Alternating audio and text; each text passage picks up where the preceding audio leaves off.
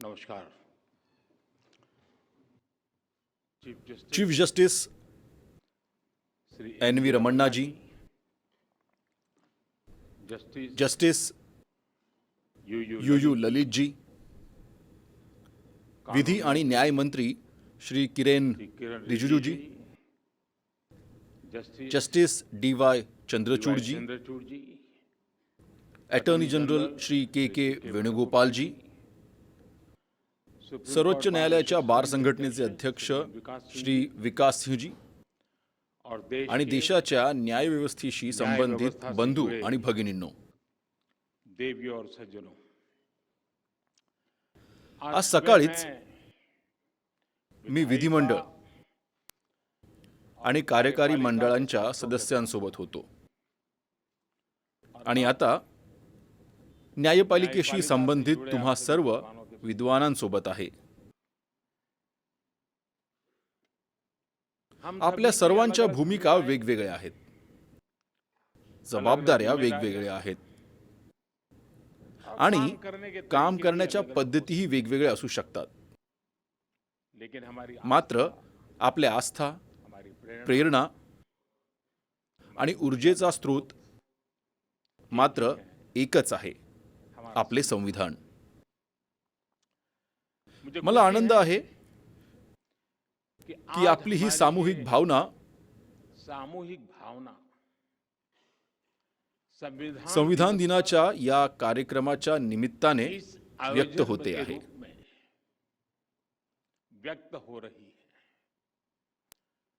आपले संवैधानिक संकल्प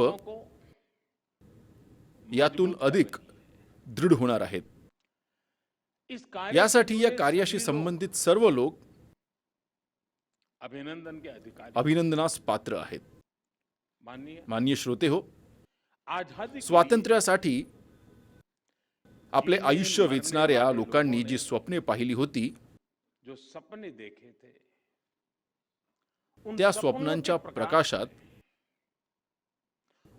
आणि भारताच्या हजारो वर्षांच्या महान परंपरेचे जतन करत आमच्या संविधान निर्मात्यांनी आपल्याला हे संविधान दिले आहे.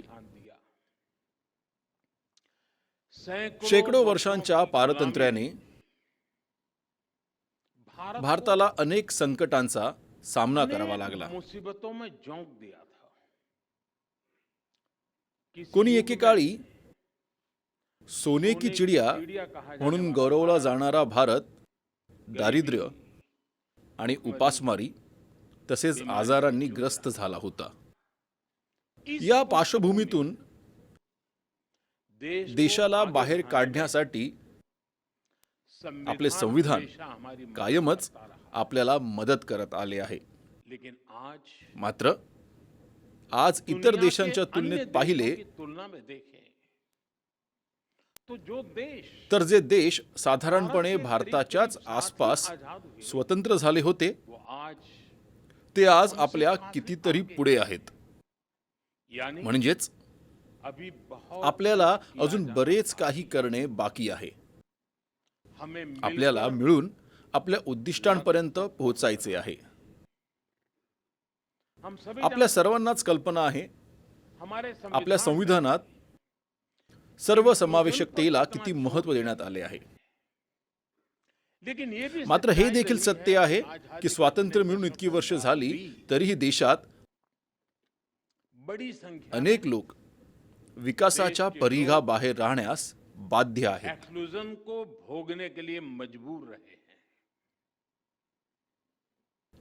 असे कोट्यावधी लोक ज्यांच्या घरी शौचालय देखील नव्हते,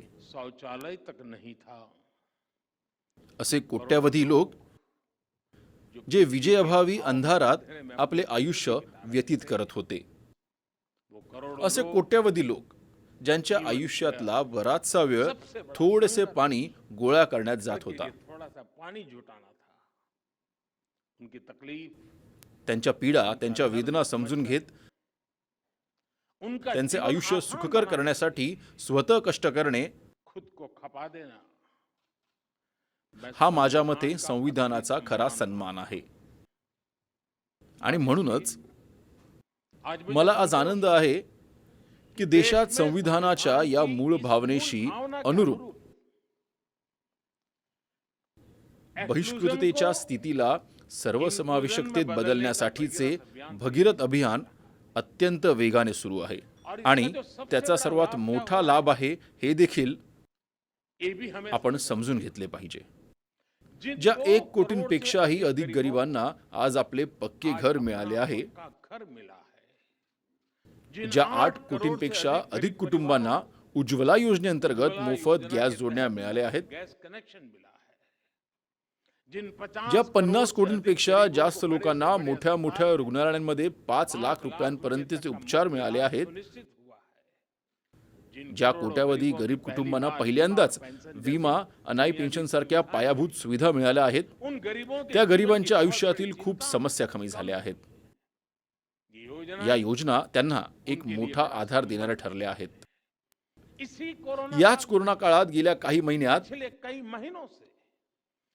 80 कोटींपेक्षा अधिक लोकांना मोफत अन्नधान्य मिळेल अशी व्यवस्था करण्यात आली आहे. पंतप्रधान गरीब कल्याण अन्न योजनेवर सरकार 2,60,000 कोटी रुपयांपेक्षा अधिक रुपये खर्च करतं. गरिबांना मोफत अन्नधान्य देत आहे. आता कालच आम्ही या योजनेला पुढच्या वर्षी मार्च पर्यंत मुदतवाढ दिली आहे. आमची जी मार्गदर्शक तत्वे आहेत ती म्हणतात, नागरिक पुरुष आणि महिला या दोघांनाही जीवनमान जगण्यासाठी पुरेशी साधने असण्याचा समान अधिकार आहे. या कामांमधून याच तत्वामागच्या भावना व्यक्त होतात. आपण सर्वच जण मान्य कराल की जेव्हा देशातल्या सर्वसामान्य माणूस, देशातला गरीब माणूस विकासाच्या मुख्य प्रवाहाशी जोडला जातो, ज्यावेळी त्याला समान दर्जा आणि समान संधी मिळते, तेव्हा त्याचे जग पूर्णपणे बदलून जाते. जेव्हा रस्त्यावरचे विक्रेते, फेरीवाले हे देखील बँक पतपुरवठा व्यवस्थेशी जोडले जातात,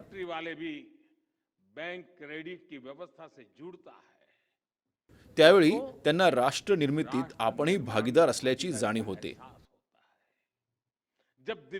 ज्यावेळी आपण दिव्यांगांच्या अडचणी लक्षात घेऊन सार्वजनिक स्थळे, सार्वजनिक वाहतूक व्यवस्था आणि इतर सुविधांची निर्मिती करतो, ज्यावेळी स्वातंत्र्यानंतर पहिल्यांदाच त्यांना सामायिक साइन लँग्वेज मिळते, त्यावेळी त्यांच्यात आत्मविश्वास निर्माण होतो.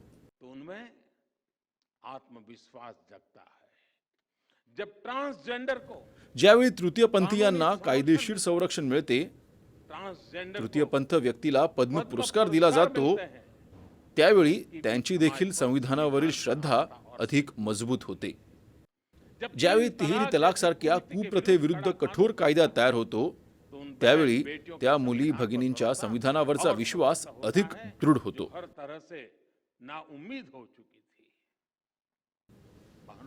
महानुभाव, सबका साथ, सबका विकास, सबका विश्वास, सबका प्रयास हा मंत्र संविधानाच्या भावनेचे सर्वात सशक्त प्रकटीकरण आहे. संविधानासाठी समर्पित सरकार विकास कामात भेदभाव करत नाही, आणि हे आपण करून दाखवले आहे. ज्या उत्तम दर्जाच्या पायाभूत सुविधा केवळ सधन श्रीमंत लोकांसाठीच एकेकाळी उपलब्ध होत्या, आज त्या गरीबातल्या गरीब व्यक्तीला देखील उपलब्ध होत आहेत. आज लडाख, अंदमान निकोबार, ईशान्य भारत अशा प्रदेशांचा विकास करण्यावर सरकारचा तेवढाच भर आहे जितका मुंबई आणि दिल्ली सारख्या महानगरांवर आहे. मात्र या सगळ्यामध्ये एका गोष्टीकडे मी आपले लक्ष वेधू इच्छितो. आपण देखील नक्कीच हे अनुभवले असेल की जेव्हा सरकार कोणत्या तरी एखाद्या समुदायासाठी, कोणत्या तरी एका छोट्या तुकड्यासाठी काही करते, त्यावेळी ते सरकार उदारमतवादी म्हटले जाते, त्याची खूप तारीफ केली जाते. की बघा, त्यांनी अमुक लोकांसाठी एवढे केले. अभी हम देखते हैं मात्र मला आश्चर्य वाटते, कधी कधी आपण बघतो एखादे सरकार कोणत्या एका राज्यासाठी काही करते, राज्य की भलाई त्या का कोई राज्याचे कल्याण झाले तर त्याचे खूप कौतुक केले जाते.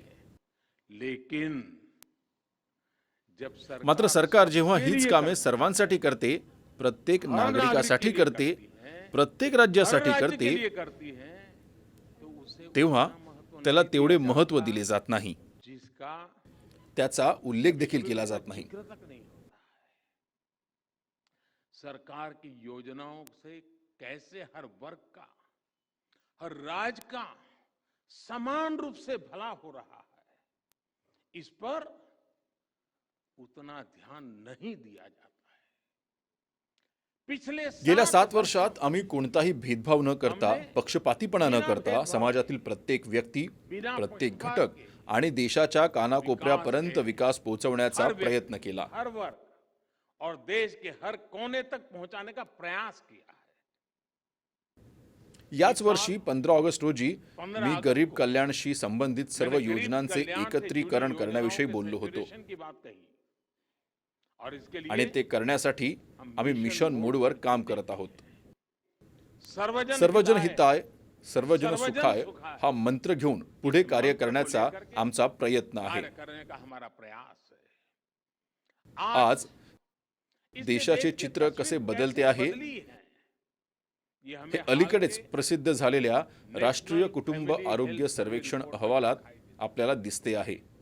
इस रिपोर्ट या अहवालातील अनेक तथ्य हे सिद्ध करतात बात को सिद्ध करते हैं की जेव्हा जब शुद्ध नेक हेतूने नियत काम के केले साथ जाते, काम किया जाए, योग्य सही दिशेने दिशा पुढे में आगे वाटचाल केली बढ़ाया जाते और आणि आपली सारी संपूर्ण शक्ति ताकद जुटाकर लावून लक्ष्य को प्राप्त उद्दिष्टे करने का साध्य प्रयास करण्यासाठी किया, काम केले जाते, तो सुखद तेव्हा परिणाम त्याचे अवश्य सुखद परिणाम आपल्याला निश्चितच मिळतात.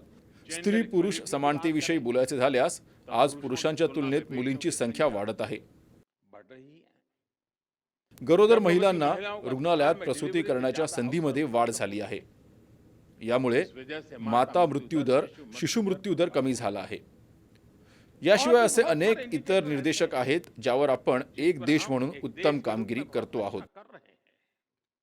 इन या सभी सर्व indicators निर्देशांकांवर आपण टक्केवारी घेतलेली आघाडी म्हणजे हर केवळ percentage आकडे point नाहीत, की बढ़ोतरी तर देशातील कोट्यावधी भारतीयांना त्यांचे हक्क मिळत असल्याचे हे पुरावे आहेत. का प्रमाण है. ये बहुत आवश्यक है. लोककल्याणाशी संबंधित योजनांचा जनकल्याण से संपूर्ण जुड़ी लाभ योजनाओं जनतेला का मिळावा, पूरा लाभ लोगों को मिले. पायाभूत Infrastructure सुविधांशी से जुड़ी संबंधित परियोजना प्रकल्प समय पर वेळेत पूरी पूर्ण होणे अतिशय आवश्यक किसी असते. भी कारण से कोणत्याही हुई कारणाने अनावश्यक त्याला झालेला अनावश्यक विलंब नागरिक नागरिकांना त्यांच्या उससे- अधिकारांपासून उसके हक वंचित से ठेवतो. वंचित रखती है. मी गुजरातचा राहणार आहे, त्यामुळे मी सरदार सरोवर धरणाचे उदाहरण देऊ इच्छितो. सरदार पटेल यांनी नर्मदा नदीवर असे धरण बांधण्याचे स्वप्न पाहिले होते. इस तरह के डैम का सपना देखा था. पंडित नेहरूंच्या हस्ते त्याचे भूमिपूजन झाले होते. मात्र हा प्रकल्प अनेक दशके अपप्रचारात अडकला होता. प्रचार में फंसी रही. पर्यावरणाच्या नावाखाली चाललेल्या आंदोलनाच्या फेऱ्यात अडकला होता. न्यायालय देखील याबाबत निर्णय घेण्यात मागे पुढे बघत होती. जागतिक बँकेने देखील या प्रकल्पाला पैसे देण्यास नकार दिला होता. मना कर दिया था. मात्र आज त्याच नर्मदेच्या पाण्यामुळे कच्छच्या वाळवंटी प्रदेशात जो विकास झाला, विकासाचे कार्य झाले, त्यामुळे आज भारतात जलद गतीने विकसित होणाऱ्या देशांच्या यादीत कच्छचेही नाव जोडले गेले आहे. एक प्रकार के रेगिस्तान जैसा इलाका, तेज गति से विकसित होने वाले क्षेत्रों में उसकी जगह बन गई. तसे तर हा वाळवंटी प्रदेश आहे. कभी रेगिस्तान मात्र तरीही के रूप में जाने जाने वाला आज जलद गतीने विकसित होणाऱ्या प्रदेशात पलायन के लिए त्याची पहचाने गणना जाने होते. वाला कच्छ कधी काळी केवळ वाळवंट म्हणून ओळखला जाणारा, पळून जाण्यासाठीचा भाग अशी ओळख असलेला कच्छ आज कृषी निर्यातीतून आपली नवी ओळख बनवतो आहे. माननीय यापेक्षा मोठा हरित पुरस्कार आणखी काय असू शकतो? हमारी अनेक पीढ़ियों के लिए उपनिवेश माननीय भारतासाठी आणि जगातील अनेक देशांसाठी, आपल्या अनेक पिढ्यांसाठी वसाहतवादाच्या जोखडात जगणे हा असहाय्य नाईलाज होता. एक मजबूरी थी. भारत की आजादी के भारताच्या समय स्वातंत्र्य काळापासून पूरे जगभर विश्व में वसाहतोत्तर एक काळाला post सुरुवात झाली. colonial कालखंड की शुरुआत हुई. अनेक देश आजाद स्वतंत्र झाले. आज पूरे विश्व संपूर्ण में जगात आज कोई असा भी ऐसा कोणताही देश देश नहीं है नाही जो प्रकट रूप जो से वरवर पाहता किसी अन्य एखाद्या देश के देशाची उपनिवेश वसाहत के म्हणून रूप में अस्तित्वात आहे. कोशिश करता है. पण याचा अर्थ लेकिन वसाहतवादी मानसिकता मतलब संपली ये नहीं है असा नाही. कि ही मानसिकता अनेक विकृतींना जन्म देत असल्याचे आपण पाहत आहोत. याचे सर्वात स्पष्ट उदाहरण विकसनशील देशांच्या विकासाच्या प्रवासात देख रहे हैं कि हम आपल्याला येणाऱ्या मानसिकता अडथळ्यांमध्ये अनेक दिसून येते. विकृतियों को जन्म दे रही है. इसका सबसे स्पष्ट उदाहरण हमें विकासशील देशों की विकास यात्राओं में आ रही बाधाओं में दिखाई देता है. जिन विकसित साधनों- देश ज्या मार्गांवरून आज जिन इथवर मार्गों पर पोहोचले चलते आहेत हुए तेच विकसित मार्ग विश्व समान मार्ग आज के विकसनशील मुकाम पर देशांसाठी पहुंचा बंद है. करण्याचा प्रयत्न केला आज जातो. वही साधन वही मार्ग विकासशील देशों के लिए बंद करने के लिए प्रयास किए जाते हैं. गेल्या दशकांमध्ये यासाठी इसके लिए विविध अलग-अलग प्रकारच्या प्रकार की परिभाषिक शब्दावली शब्दांचे जाळे जाल रचले रचाया गेले. जाता है. लेकिन परंतु उद्देश्य उद्दिष्ट एक ही एकच रहा राहिले, है, विकसनशील देशांची विकासशील प्रगती देशों की रोखणे. प्रगती को रोकना. आजकाल देखते त्याच हैं उद्देशाने पर्यावरणाचा मुद्दा पर्यावरण वापरून के घेण्याचा विषय को प्रयत्न भी होताना दिसतो. इसी काम के लिए हाईजैक करने का याचे प्रयास जिवंत उदाहरण काही आठवड्यांपूर्वी सप्ताह कॉप पहले हमने 26 शिखर COP परिषदेत 26 आपण पाहिले. समिट में इसका जीवंत उदाहरण देखा है. अगर संपूर्ण संचयी उत्सर्जनाचा विचार करता क्युमुलेटिव एमिशंस की बात विकसित देशांनी मिळून तो विकसित देशों ने मिलकर 1850 पासून 1850 भारतापेक्षा से अब तक 15 पट जास्त उत्सर्जन केले आहे. अब तक भारत से 15 गुना अधिक उत्सर्जन किया है. अगर हम आपण per दरडोई capita आधारावर basis की बोललो बात करें तो तरी विकसित देशांनी भारतापेक्षा 15 पट जास्त उत्सर्जन केले आहे. 15 गुना अधिक उत्सर्जन किया है. अमेरिका और अमेरिका आणि संघ ने युरोपीय मिलकर संघांचे एकत्रित उत्सर्जन भारत की तुलना में भारताच्या तुलनेत 11 पट गुना जास्त अधिक आहे.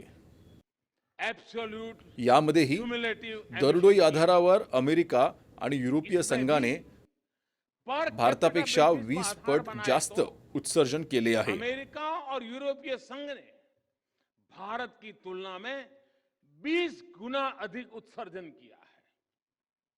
फिर भी आज आपल्याला तरीही आज भारताचा अभिमान वाटतो, ज्याची सभ्यता आणि संस्कृती निसर्गासोबत राहण्याची प्रवृत्ती आहे, जिथे दगडात झाडांमध्ये निसर्गाच्या प्रत्येक कणात देव पाहिला जातो, कण में जिथे दगडात देव पाहिला जातो, देखा जाता है. जिथे पृथ्वीची आई म्हणून पूजा केली जहाँ जाते, धरती को माँ के रूप में पूजा जाता है, उस भारत को त्या भारताला पर्यावरण पर्यावरण संरक्षण रक्षणाची के शिकवण उपदेश दिली जात आहे. और आणि हमारे लिए आमच्यासाठी ही मूल्ये ये मूल्य केवळ पुस्तकी नाहीत, सिर्फ किताबी नहीं पुस्तकी है, गोष्टी किताबी नाहीत. बातें नहीं है. आज भारतात में आज सिंह, lion, वाघ, tiger, डॉल्फिन dolphin इत्यादींची संख्या और आणि अनेक अनेक प्रकारच्या प्रकार की जैवविविधतेच्या बायोडायव्हर्सिटी मापदंडात सातत्याने सुधारणा होत लगातार आहे. सुधार हो रहा है. भारतात वनक्षेत्र वाढत आहे. भारतात ओसाड नापीक जमीन सुधारत आहे. आम्ही स्वच्छेने वाहनांचे इंधन मानक वाढवले आहेत. सर्व प्रकारच्या अक्षय ऊर्जेमध्ये आपण जगातील आघाडीच्या देशांपैकी एक आहोत. आणि पॅरिस कराराची उद्दिष्टे वेळेपूर्वी साध्य करण्याच्या मार्गावर कोणी असेल तर तो एकमेव भारत आहे. G20 देशांच्या समूहात चांगल्यात चांगले काम करणारा कोणता देश आहे, जगाने स्वीकारले आहे की तो भारत आहे. आणि तरीही अशा भारतावर पर्यावरणाच्या नावाखाली दबाव आणला जात आहे. हे सर्व वसाहतवादी मानसिकतेचाच परिणाम आहे. उपनिवेशवाद मानसिकता का ही परिणाम है. पण दुर्दैवाची बाब म्हणजे आपल्या देशातही अशा मानसिकतेमुळे आपल्याच देशाच्या विकासात अडथळे आणले जातात. कधी अभिव्यक्ती स्वातंत्र्याच्या नावाखाली तर कधी दुसऱ्या कशाचा तरी आधार घेत हमारे देश आपल्या देशाची परिस्थिती, आपल्या तरुणांच्या आकांक्षा, स्वप्ने जाणून न घेता अनेक वेळा भारताला इतर देशांच्या मापदंडांवर तोलण्याचा प्रयत्न केला जातो तोलने का प्रयास होता है और इसकी आणि आड़ त्याच्या में नावाखाली विकासाचा मार्ग बंद करण्याचा प्रयत्न केला जातो. इसका नुकसान त्याचे नुकसान अशी कामे करणाऱ्या लोकांना भोगावी लागत नाहीत, इसका नुकसान तर वीज प्रकल्पाच्या अभावी जे आईच्या मुलाला शिकवता येत नाही अशा आईला त्याचा फटका सहन करावा लागतो. रखडलेल्या रस्त्याच्या प्रकल्पामुळे आपल्या मुलाला वेळेवर रुग्णालयात नेऊ शकत नाहीत अशा वडिलांना याचे नुकसान सोसावे लागते. पर्यावरणाच्या नावाखाली आधुनिक जीवनाच्या सोयी कुवतीबाहेर गेल्याने हिरावल्या गेल्या आहेत. अशा मध्यमवर्गीय कुटुंबाला याचा फटका सहन करावा लागत आहे. इस कॉलोनियल माइंडसेट की वजह या वसाहतवादी मानसिकतेमुळे भारतासारख्या देशात, विकासासाठी झटणाऱ्या देशात कोट्यावधींच्या आशांचा चुराडा होतो. आकांक्षा मरतात. आकांक्षाएं दम तोड़ती है. आजादी के आंदोलन में ही वसाहतवादी मानसिकता स्वातंत्र्य चळवळीत निर्माण झालेल्या संकल्प शक्ती अधिक दृढ करण्यात मोठा अडथळा आहे. बहुत बड़ी बात तो दूर करावा लागेल. हमें इसे दूर करना ही होगा और इसके लिए आणि यासाठी आपली सर्वात मोठी शक्ती, आपली सर्वात मोठी प्रेरणा आपली राज्यघटना आहे. माननीय सरकार आणि न्यायपालिका या दोन्हींचा जन्म राज्यघटनेच्या उदरातून झाला आहे. त्यामुळे दोघेही जुळे आहेत. दोनों ही जुड़वा संतानें हैं. हे दोघे केवळ राज्यघटनेमुळेच अस्तित्वात आले आहेत. म्हणूनच व्यापक दृष्टिकोनातून जरी ते भिन्न असले तरी ते एकमेकांना पूरक आहेत. दोनों एक दूसरे के पूरक है. आपल्या शास्त्रांमध्येही असे म्हटले आहे. शास्त्रों में भी कहा गया है, ऐक्यम बलम सामंजस्य, ऐक्यम बलम समाजस्य, ऐक्यम बलम समाजस्य तत् अभावे स दुर्बलः तस्मात् ऐक्यम प्रशंसन्ति दृढ़म राष्ट्र हितैषणी. अर्थात किसी समाज की समाजाची, देशाची ताकद त्याच्या एकात्मतेत आणि एकत्रित प्रयत्नांमध्ये असते. एकजुट प्रयासों में होती है. इसलिए म्हणून जो मजबूत जे बलवान राष्ट्राचे हितचिंतक आहेत वो एकता ते एकतेचे गुणगान करतात, त्यावर भर देतात. देशाचे हित सर्वोच्च ठेवून ही एकता देशाच्या प्रत्येक संस्थेच्या प्रयत्नात असली पाहिजे. देश की हर संस्था के प्रयासों में होनी चाहिए. आज जेव्हा देश अमृत काळात स्वतःसाठी असामान्य उद्दिष्टे निश्चित करत आहे, साधारण लक्ष्य तय कर रहा है, दशकांच्या जुन्या समस्यांवर उपाय शोधत आहे तलाश कर आणि नवीन भविष्यासाठी संकल्प करत आहे, तो ये सिद्धि तेव्हा ही सिद्धी प्रत्येकाच्या सोबतीनेच पूर्ण होईल. इसलिए त्यामुळेच देश ने देशाने आने येत्या वाले 25 वर्षांसाठी, जेव्हा देश स्वातंत्र्याची शताब्दी साजरी करणार आहे, देशाने सबका प्रयासची साथ घातली आहे. सबका प्रयास या आवाहनात न्यायपालिकेची भूमिका मोठी आहे. इस आह्वान में एक बड़ी भूमिका जुडिशरी की भी है. महोदय, महोदय, हमारी आपल्या चर्चा चर्चेत बिना भूले हुए एक गोष्ट न विसरता सतत ऐकायला मिळते. बार बार तिचा पुनरुच्चार होत राहतो. सत्तेचे विभाजन. सत्तेच्या विभाजनाची बाब, मग ती न्यायपालिका असो, कार्यपालिका असो किंवा विधिमंडळ असो, हे घटक स्वतःच खूप महत्त्वपूर्ण राहिले आहेत. यासोबतच स्वातंत्र्याच्या या अमृत कालखंडात भारताच्या स्वातंत्र्याला 100 वर्षे पूर्ण होईपर्यंत या अमृत काळात अमृत कालखंड में राज्यघटनेच्या भावनेला अनुरूप सामूहिक संकल्प शक्ती दाखवण्याची गरज आहे. आज देशातील सामान्य माणूस त्याच्याकडे जे आहे त्यापेक्षा अधिकसाठीचा पात्र आहे. जेव्हा आपण देशाच्या स्वातंत्र्याची शताब्दी साजरी करू त्यावेळचा भारत कसा असेल त्यासाठी आज आपल्याला काम करावे लागेल. त्यामुळे देशाच्या आशा आकांक्षा पूर्ण करण्यासाठी सामूहिक जबाबदारी घेऊन पुढे जाणे अत्यंत आवश्यक आहे. सत्तेच्या विभाजनाच्या भक्कम पायावर आपल्याला सामूहिक जबाबदारीचा मार्ग ठरवायचा आहे. पथदर्शी आराखडा तयार करायचा आहे, ध्येय ठरवायचे आहे आणि देशाला लक्ष्यापर्यंत पोहोचवायचे आहे. माननीय न्यायव्यवस्थेत तंत्रज्ञानाचा वापर करण्याचा नवा आत्मविश्वास कोरोनाच्या काळात निर्माण झाला आहे. डिजिटल इंडियाच्या मोठ्या अभियानात न्यायपालिका सहभागी आहे. 18,000हून अधिक न्यायालयांचे संगणकीकरण, 98% न्यायालयीन संकुले विस्तृत परिसर नेटवर्कशी जोडली जाणे, न्यायिक माहिती त्याच क्षणी प्रसारित करण्यासाठी राष्ट्रीय न्यायिक डेटा ग्रिड कार्यान्वित होणे, लाखो लोकांपर्यंत पोहोचण्यासाठी ई न्यायालय व्यासपीठ हेच सांगताहेत की आज तंत्रज्ञान ही आपल्या न्यायपालिकेची मोठी शक्ती बनली आहे आणि येणाऱ्या काळात आपल्याला प्रगत न्यायपालिका काम करताना दिसेल. काळ परिवर्तनीय आहे. जग बदलत आहे, पण हे बदल मानवतेच्या उत्क्रांतीचे साधन बनले आहेत. कारण मानवतेने हे बदल स्वीकारले आणि त्याच वेळी मानवी मूल्यांचे समर्थन केले. या मानवी मूल्यांपैकी न्याय ही संकल्पना सर्वात परिष्कृत आहे आणि संविधान ही न्याय संकल्पनेची सर्वात अत्याधुनिक व्यवस्था आहे. ही व्यवस्था गतिमान आणि प्रगतिशील ठेवण्याची जबाबदारी आपल्या सर्वांची आहे.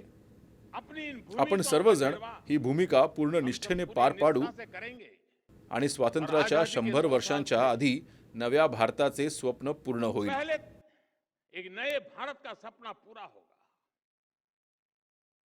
आपल्याला या गोष्टींपासून सतत प्रेरणा मिळत असते, ज्याचा आपल्याला अभिमान आहे आणि तो मंत्र आपल्यासाठी आहे.